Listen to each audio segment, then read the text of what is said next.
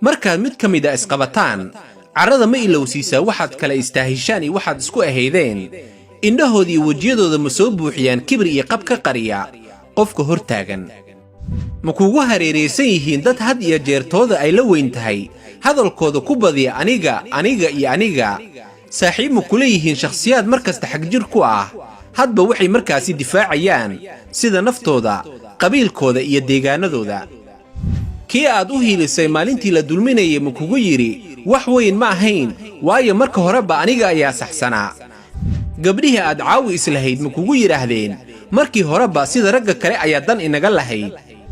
kuwii aad sariirtaada ugu kacday dharkaaga kula xirtay biilkaaga kula qaybsaday dartooda aad qayrka u hoos fadhiisatay markay in yar isku filnaasho oo ay dareemaan ma kaa guureen kadibna suuqa ma ka maqashay iyaga oo ku sheekaynaya waan ka xorownay hebel markaad dhiirinay ku tiri dadka adigaa u fiican oo aad ku faanta la jirkooga ma kugu abaalgudeen waayo adigaa u baahnaa la joogayaga mar kale idinkoo balan adag xalay ku kala seexday markii subaxii dan kale loo sheegay galabkii ma kuu gooye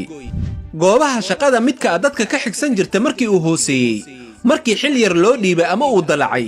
sanka ma kuu tuuray oo ma iloobay waxaad isla soo marteen iyo halkii laga yimid mid aad u xoologoyn jirta markii uu kuu baahnaa jaabkaagii qasnadaada baaran jiray markay tiisa noqoto ma ku iloobay oo makaala orday kistiisa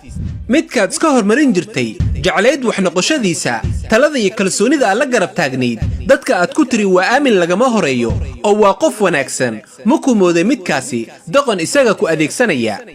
haddaad inuun ka mid a xanuunnadaasi dareemayso keligaa ma ihide ha ciishoon hiil baad haysataay ogow waana wakhtiga kuna bishaarayso mid kasta oo ka mid a dadkaasi haddii ay ku soo maraan inay maalin uun danta iyo da'da soo celin doonto